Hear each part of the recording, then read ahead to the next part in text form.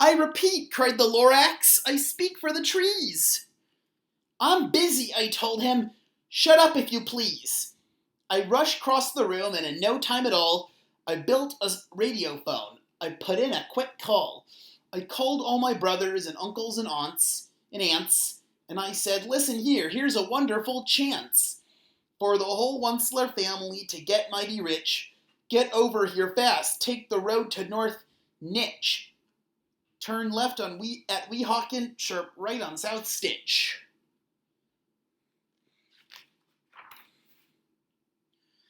And in no time at all, in the factory I built, the whole Onceler family was working full tilt. We were all knitting needs just as busy as bees to the sound of the chopping of truffula trees.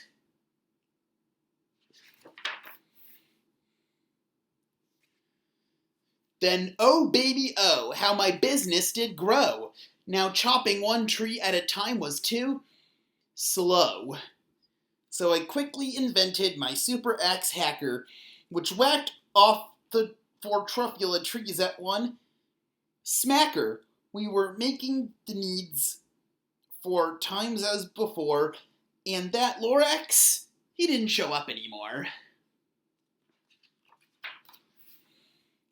But the next week he knocked on my new office door. He snapped, I'm the Lorax who speaks for the trees, which you seem to be chopping as fast as you please. But I'm also in charge of the brown barbaloots, who played in the shade in their barbaloot suits, and happily lived eating truffula fruits.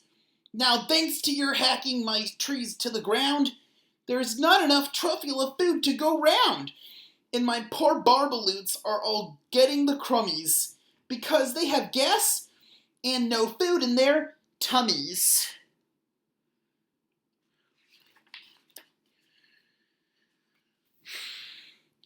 They loved living here, but I can't let them stay.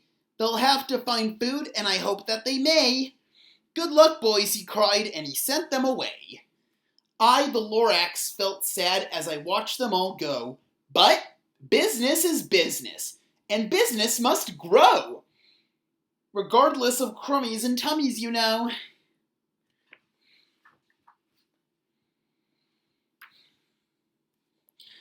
I meant no harm, I most truly did not. But I had to grow bigger, so bigger I got. I biggered my factory, I biggered my roads, I biggered my wagons, I biggered the loads.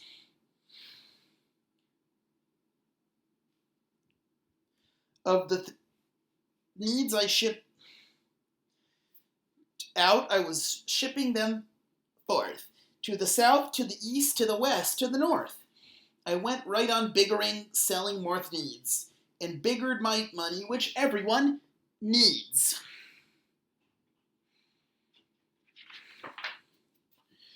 Then again he came back. I was fixing some pipes when that old nuisance Lorax came back with more gripes.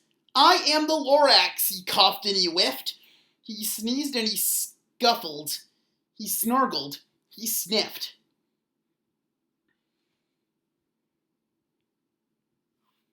Onceler, he cried with a cruvulous croak. Onceler, you're making such smogulous smoke.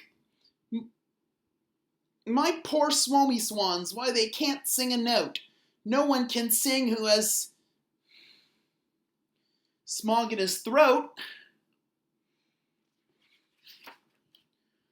And so, said the Lorax, please pardon my cough. They cannot live here, so I'm sending them off.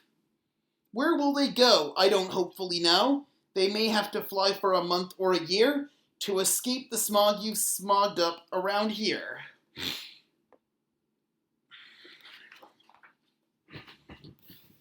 What's more, snapped the Lorax, his dander was up. Let me say a few words about Gluppity-Glup. Your machinery cup chugs on day and night without stop, making Gluppity-Glup and also Schloppity-Schlop. And what do you do with this leftover goo? I'll show you, you dirty old Onceler man, you.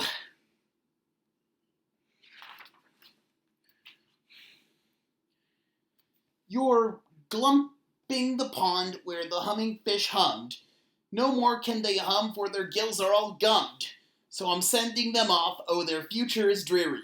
They'll walk on their fins and get woefully weary in search of some water that isn't so smeary.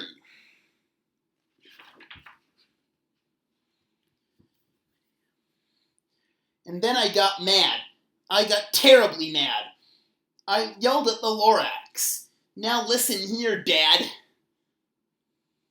All you do is yap yap and say, bad, bad, bad, bad.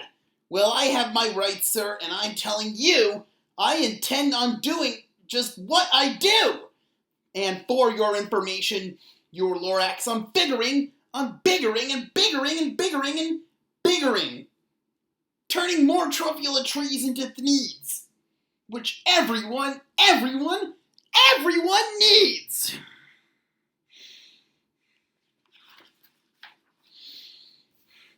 And at that very moment, we heard a loud whack.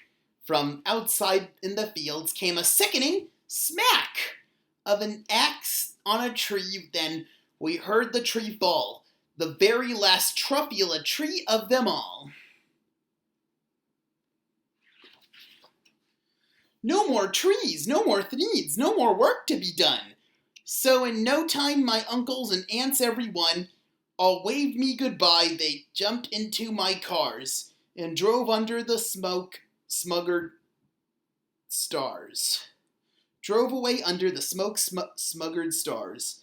Now all that was left beneath the bad-selling sky was my big empty factory, the Lorax, and I. The Lorax said nothing, just gave me a glance, just gave me a very sad backwards glance, as he lifted himself by the seat of his pants. And I'll never forget the grin look on his face when he hoisted himself and took leave of this place through a hole in the smog without leaving a trace.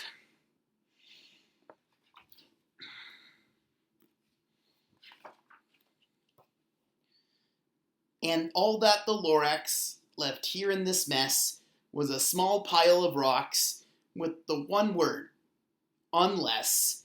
Whatever that means, well, I just couldn't guess. That was long ago, but each day since that day, I've sat here and worried away. Through the years, while my buildings have fallen apart, I've worried about it with all of my heart.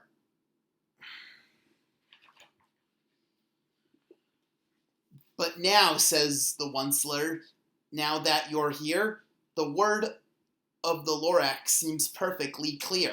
Unless someone like you cares a whole awful lot, nothing is going to get better. It's not. So, catch, calls the Onceler. He lets something fall. It's a truffula seed. It's the last one of all. You're in charge of the last of the truffula seeds, and truffula trees are what everyone needs. Plant a new truffula, treat it with care, give it clean water, and feed it fresh air. Grow a forest, protect it from axes that hack. Then the Lorax and all of his friends may come back.